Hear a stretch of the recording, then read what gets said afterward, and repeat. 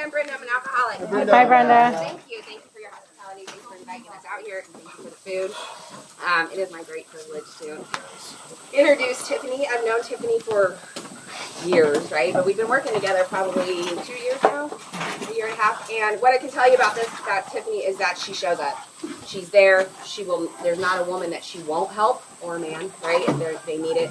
And she is. She knows this program like the back of her hand, and she's really taking it serious this time. I don't know. She works the steps. She's consistent, and I'm just excited for you guys to hear her story. So help me welcome Tiffanee. You're going to be great for you. I'm going to just move my chair.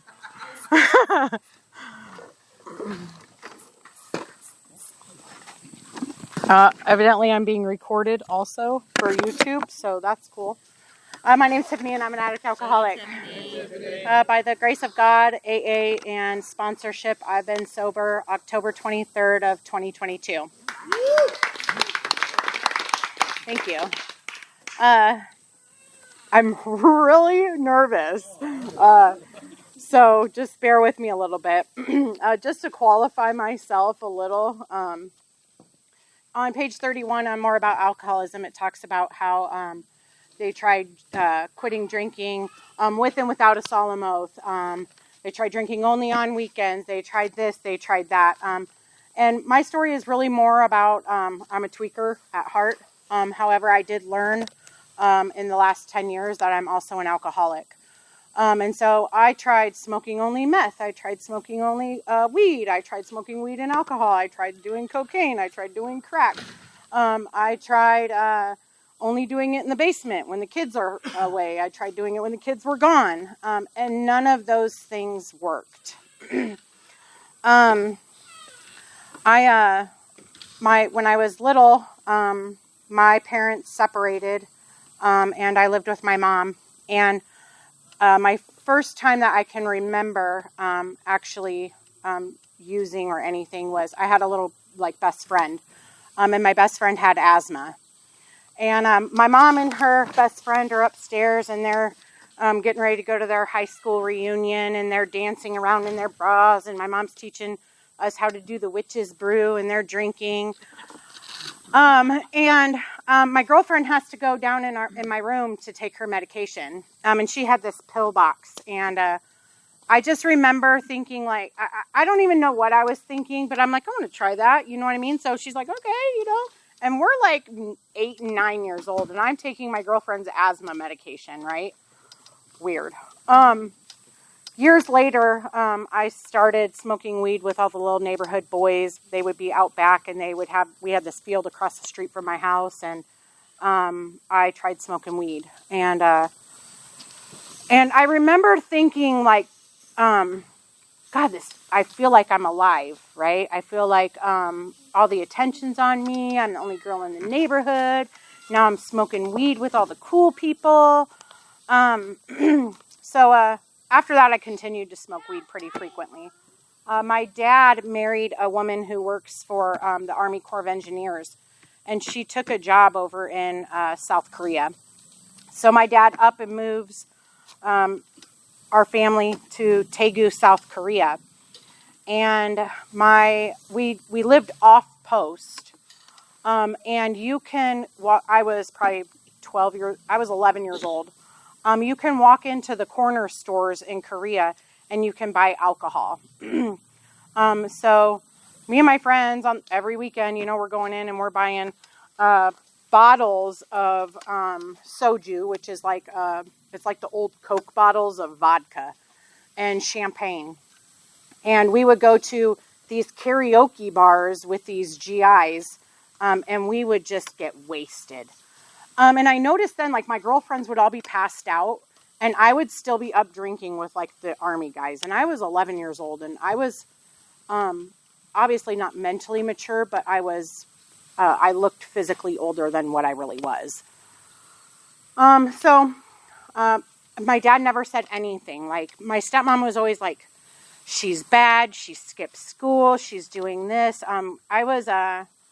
It was really easy for me. School is really easy, but I didn't put any effort in. So I usually I was like a C or D student. While we were there, I played softball. My dad was the softball coach. And so I had already known that as long as I kept my dad real close, that I could pretty much manipulate him into doing whatever I wanted, because he guilt parented, because him and my mom got divorced, and he had this whole idea of what a family looked like. And I really abused that for many, many years. He's actually on my amends list. So we moved back from South Korea, and I met a boy. I was 13. My parents were out of town on New Year's Eve weekend, and the guy's like, "Hey, let's go downstairs," and I'm like, "Okay." And he pulls out a foil, and it was crank. I don't know how many people know what crank is, but it's like the OG of meth.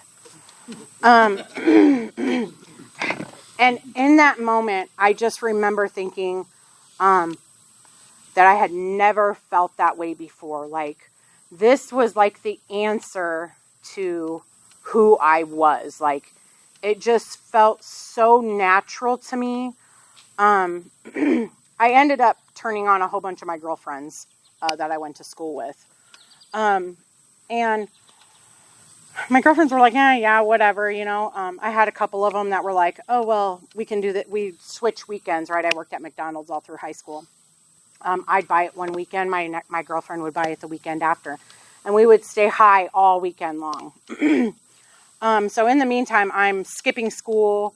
My stepmom would ground me for skipping school. My dad would be in the garage and he'd be fixing on his car or whatever. And I'd go out to the garage, and I knew already, if I just batted my eyes and I paid some attention to my dad and made him feel like he's being a good parent, that I could get away with anything. And I did that so many times. He would let me right off the hook. I would be grounded by my stepmom, and 20 minutes later, I'm leaving in some random's car, going to get high, not coming home for days.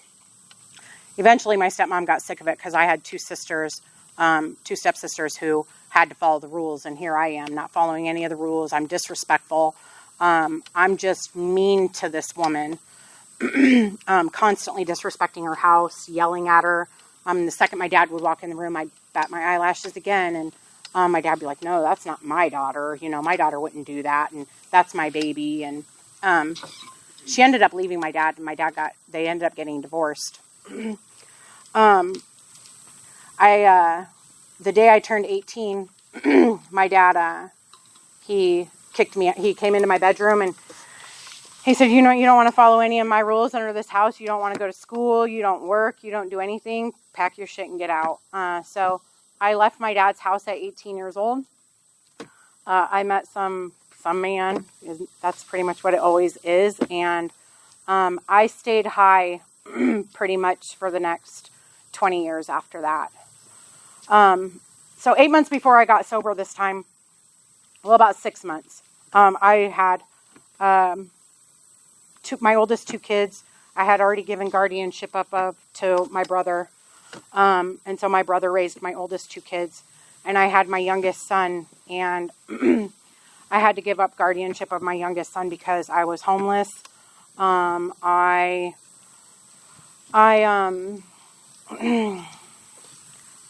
just couldn't stop smoking. It was so much more important. I'm going to backpedal a little bit. So I actually, I was a missing person on the news, and I spent 11 months in jail. I got out on a treatment bond, and I went to my first treatment facility.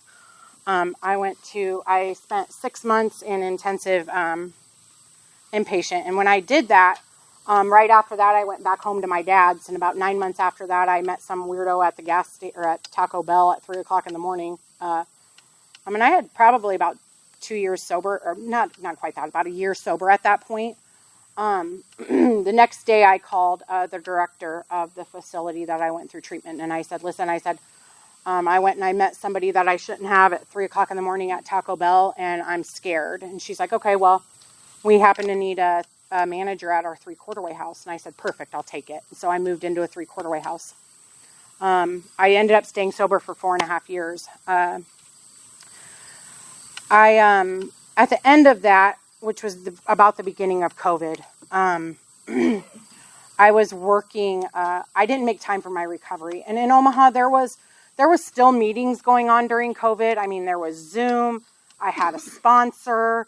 At this point, I'm 4.5 years sober. I had a phone book full of people in recovery that I could call. And I went and met a friend, and he had a bottle of Fireball, and I started drinking. And I'm like, you know what, I'm good because I'm not an alcoholic. I hate the way that alcohol makes me feel. I don't like that you drink so much and you're dizzy. I am not a blackout drunk. What I found out the hard way was that when you drink 3/4 of the bottle of Fireball and you start to feel the spins, for me, I automatically go to the dope man's house and I get high. And it took it a little bit. I tested the waters. I tried only drinking beer. I tried everything to control that drinking. And I could not. Every single time I drank, the thought of going and getting high it just got bigger and bigger and bigger. So I got high. I ended up in jail. I ended up back in a 6-month treatment facility. When I got out of that treatment facility, my son got taken away from his dad for an abuse, some abuse stuff. So my son moved right back in with me. I had to move out of an Oxford house, and I had to move into my own place. And so here I am. I was probably 7 months clean, and I had my son back. My son has a lot of mental health needs. He's got epilepsy. I was financially stressed. I didn't have a sponsor at that point. I had just completed treatment. But because I'm a mom, I felt like that I had to have my kid back. I had to move my kid back into my house because what kind of mother would I be if I didn't move my child back in? That's my responsibility. That's the only thing that I felt like I give 100% to, because at this point, I didn't complete high school. I've been kicked out of my parents' house. I've been in jail. I'm now a 2-time felon. I'm able to keep a job, but not for very long. I'm using men to get whatever I need with no intention of, I was using men. So I got my son back. And I started to get high again. I lost, in a very short amount of time, I lost my CNA job. My son and I were homeless.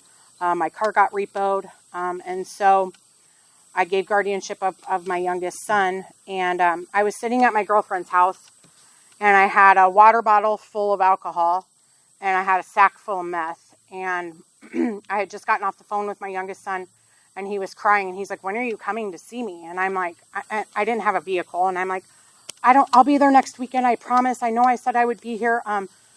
And if I'm being honest, I had no intention of going. I really didn't. My only intention was to stay numb enough that I didn't have to think about what shitty of a mom I was, the situation that I was in, the man I was using. And I looked at one of my girlfriends and I said, "You know what? I'm done." She's like, "What are you talking about?" And I'm like, "Take the bottle, flush the dope. I don't care what you do with it. I'm done." The guy that I was hanging out with, I said, "Can we pack up the car?" I said, "I want to go camping." And he's like, "Oh, okay."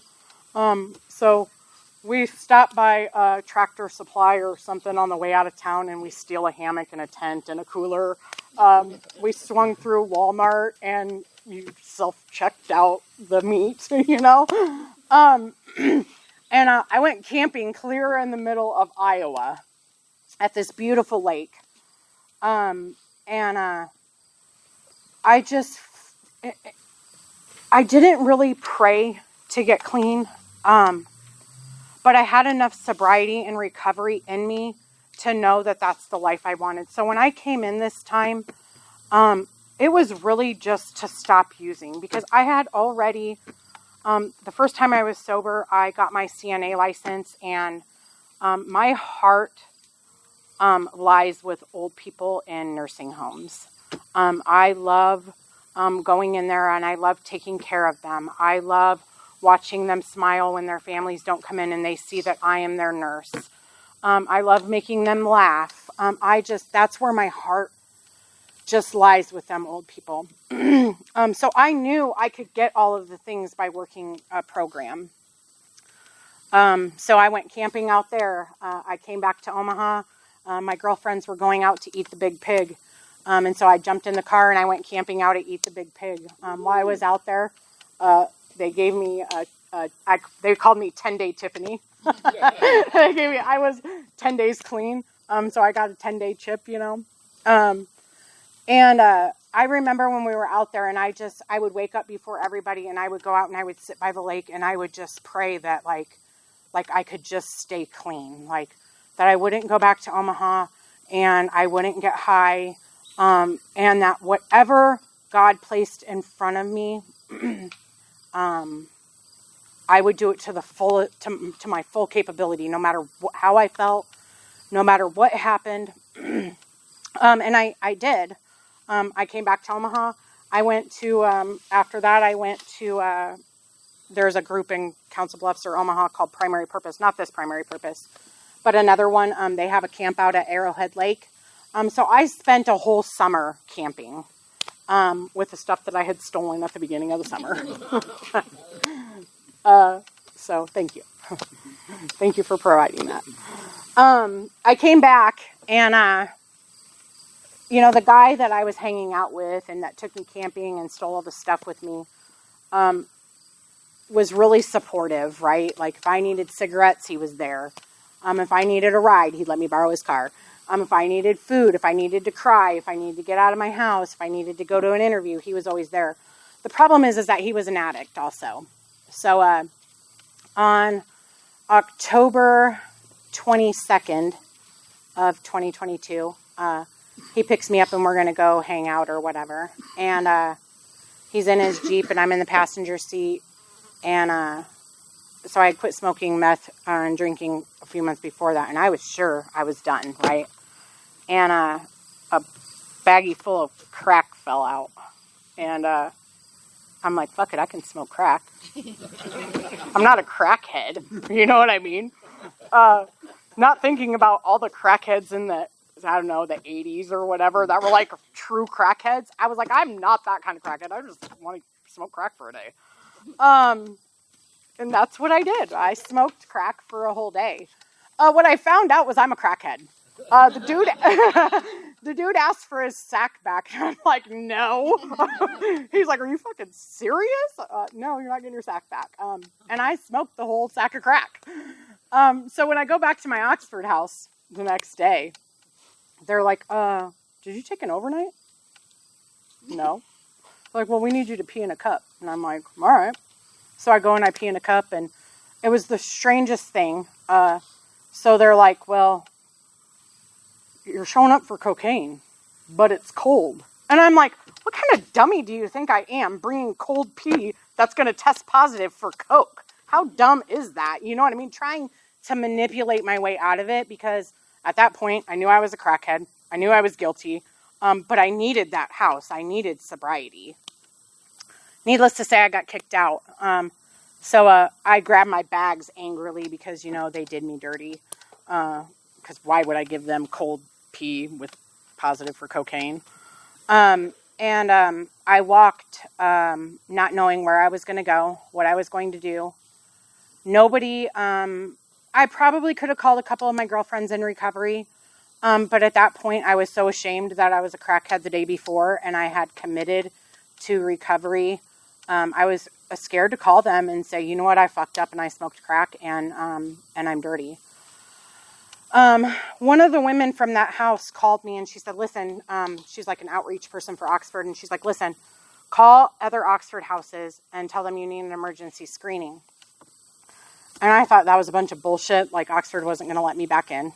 I had just lied to all these women. Now I got to go into this house and lie. I don't want to look like a liar.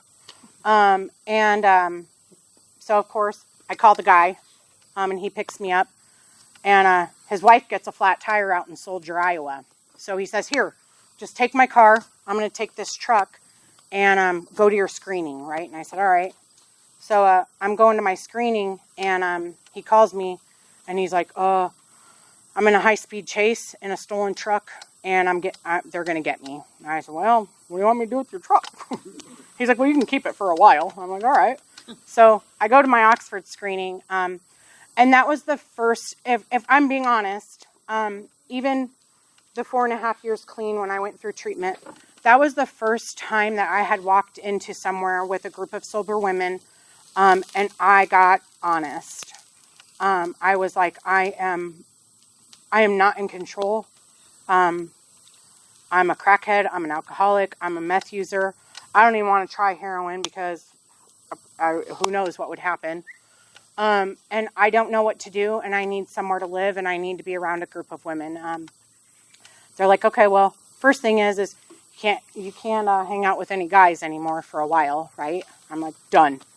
And you got to pay your rent, and you got to get a job. And I'm like, all right. So I don't remember where I started working at, but my probation officer, which I had been on probation at this point for quite some time, my probation officer says, you know what, we're going to throw you in an IOP class. I did end up getting honest with my probation officer, and I'm like, listen, I quit 6 months ago smoking meth, but I smoked crack for a day. She says, okay, well, we're going to throw you in an IOP. So I walked into IOP, and Brenda was the instructor in the IOP. And I remember Brenda saying to me, she's like, you're entitled. Like, you feel like you deserve something, and you don't deserve shit. And I just remember thinking, like, how right she was. Like, at this point, I had lost my kids again. I had disappointed my kids because I went back out. It was a smack to my parents' face. Like, I was a missing person on the news for so long, and I had worked 4.5 years to repair the relationship with my parents. And my family was devastated. I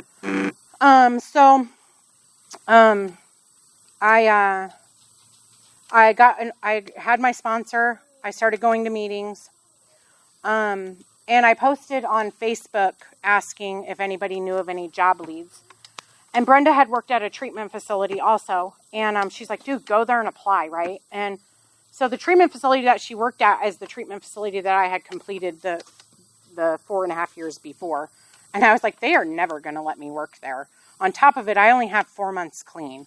She's like, just try. So then I posted on Facebook, and the tech that had worked there when I went through treatment, who's now the program supervisor, was like, come in and just talk to us. So I walk into Santa Monica, and I sat down with the director and the program supervisor, and the director looked at me and she said, what has changed? And I told her that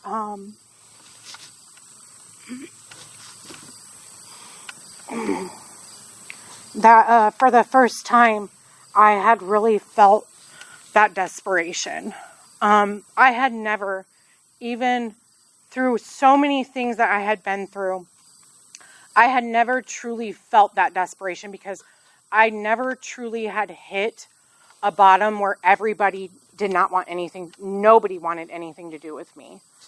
And for me, something was just different. I couldn't explain it, but it was different. So they decided to give me a chance. After 4 months of working there, their 3-quarter-way house was a mess. So they send an email on the World Wide Web or whatever, asking for a 3-quarter-way house manager. They wanted staff to be present in their 3-quarter-way house. So I moved into the Santa Monica 3-quarter-way house as the staff resident manager. And I have lived there for 2 years. What I have found with my job, and like I said, my heart really lies with old people in nursing homes. But working in the recovery community gives me purpose every single day. I wake up every single day and I am so grateful that I get to be right smack in the middle, because that's where I need to be. Because unfortunately, I forget what it's like. I forget how bad it is. My disease lies to me and tells me that my disease would probably lie to me and tell me that I could use heroin. My disease lies to me. And so I've been doing that. I started working the steps with my sponsor. And I really wanted to talk about like the principles behind the steps. Because for me, that's how I find my God every single day. Like step one, the honesty. If I cannot get honest with myself and I cannot get honest with others, I have nothing. Between that and my integrity, I have absolutely nothing. If I allow myself to, if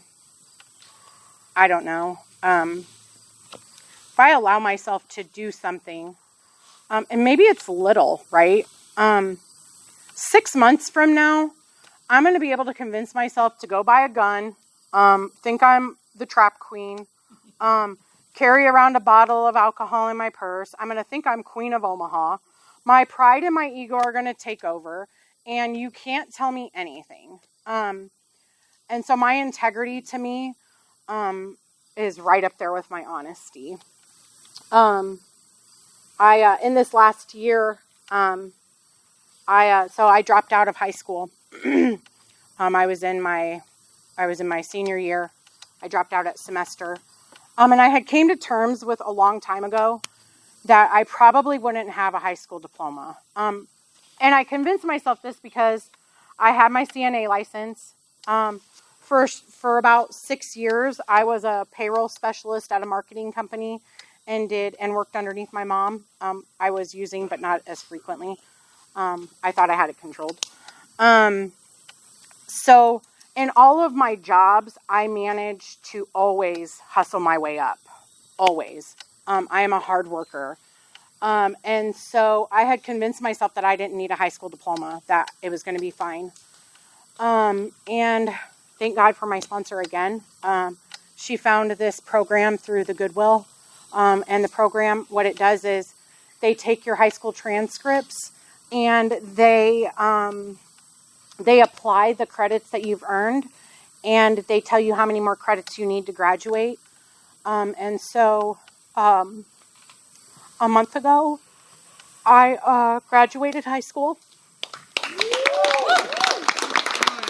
Yeah. And it was so funny because I walk into the lady's office and we need proof, right? Like, I need some proof, like you typed in those credits. And so I'm standing there and I'm like, well, like, she's like, you're done. And I'm like, what do you mean I'm done? Like, what do I do next? And she's like, no, like, you're done. And I'm like, I start bawling. And this lady's like, oh my God, what did I do? And I'm like, listen, I said, I came to terms a long time ago that I was not going to graduate high school. And so I didn't think it was going to really be a big deal. And I just remember that feeling, right? Like I worked so hard every single day that I deserved that. I didn't deserve it. I earned that. I earned the 1,000 chat GPTs asking them about science stuff. And I did it. So while I was doing that, I also went and got my motorcycle license. Fuck yes. So cool. And I continue to work the steps with my sponsor. I have come to believe that the answer to all of my problems today, aside from my relationship with my higher power, is service work. I cannot express enough what service work does for me. For me, service work is literally the answer to all my problems. When I am in my head and I go and I help others, I get out of my head. When I am scared because I'm dramatic going into my mom's house on Christmas and I'm worried about them judging me, and I don't know how to repair a relationship after I've repaired it 100 times. And my family just wants to see. The answer to that is going in and doing dishes on Christmas. It's going in and asking my brother if he needs me to take the trash out. It is when I have a woman that comes into my office and she is bawling her eyes out, and I have had a stressful day because people who are 2 days sober are a hot mess. How can I help you? That has been the answer to all of my, literally, when I am just so overwhelmed and I don't know what to do with my emotions, and I reach my hand out to somebody else, that is where my God wants me.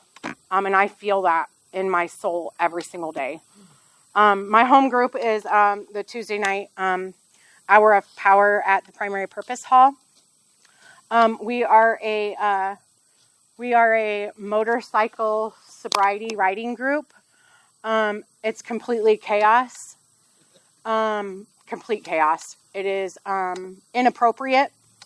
It is raw. But my people there hold me accountable. They are there to support me. They are my biggest supporters. I am their biggest supporters. We do so much in the community. They have all kinds of events that they do. A couple years ago, we helped, what's it called? Casa. We helped Casa, and I sold raffle. Everybody comes in, and we had a room full of people. And I am the raffle queen. I'm just going to say that now. I can get you to unload your pockets and buy all the raffle tickets from me, or the 50/50s. I am their go-to raffle lady. So that is how I give back there. I literally hustled the shit out of some raffle tickets, and I'm very proud of that because it fills my cup.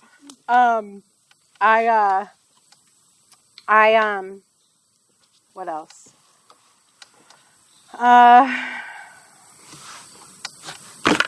Let me look at my notes real quick.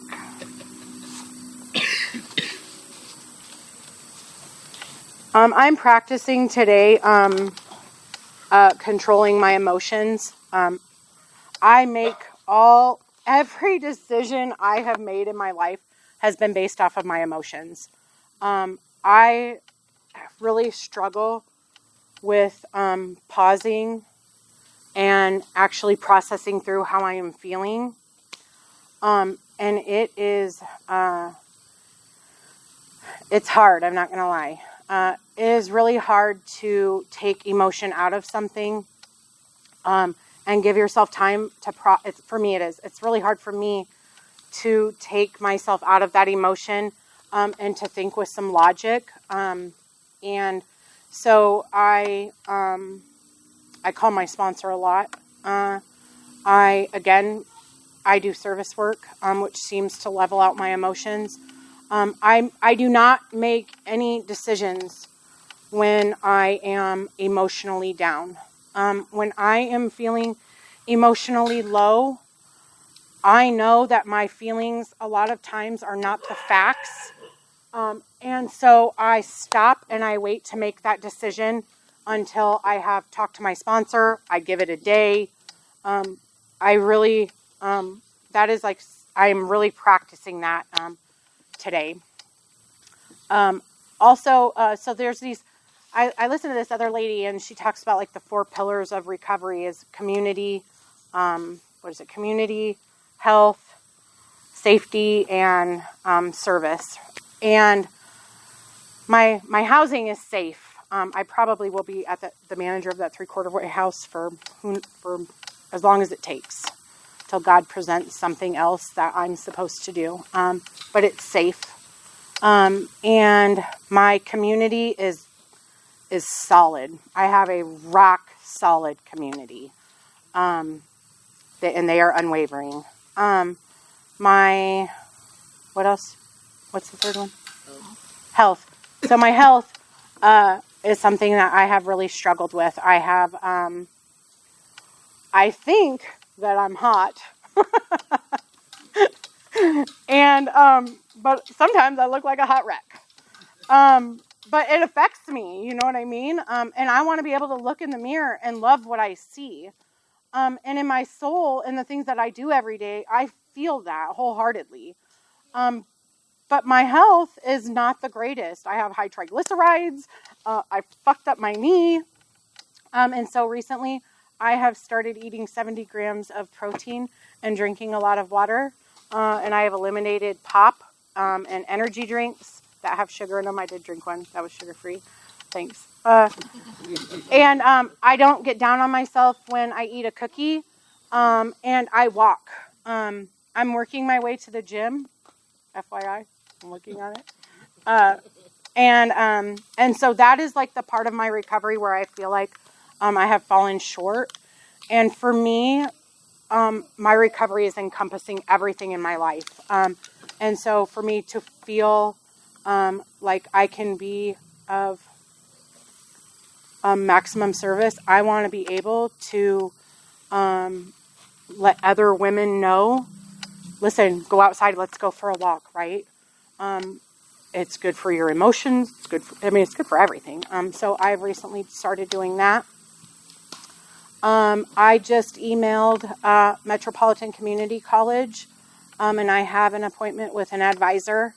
I'm deciding if I want to get my associate's degree or if I want to just get the certification to be a drug and alcohol counselor. I have decided that this is my purpose. Doing this, working in recovery, is my purpose. There is nothing that fills my cup more than when a woman who is 2 days clean or one of the women in my house come to me and they say, I don't know what to do. And I say, you know what? Let's go for a walk. Let's sit on the couch and just support one another or share my wisdom with them. That is where my God wants me, and that's where I'm going to stay. Thank you for having me, and thank you for all the chair people. Tom, thank you so much for your hospitality, picking me up last night. I really, really appreciate it, and I'm honored to share with you guys. Thank you. I was gonna tell jokes, but nobody knew what part of my joke. You want me to tell you one? Okay. Let's hear one of your notes. All right. So this is one of my jokes. You guys will have to tell me if you know what it is, because apparently I'm weird and nobody knew. So what's the difference between an alcoholic and a necrophile? Oh. One cracks open a cold one, and one opens a cold one's crack. Thank you.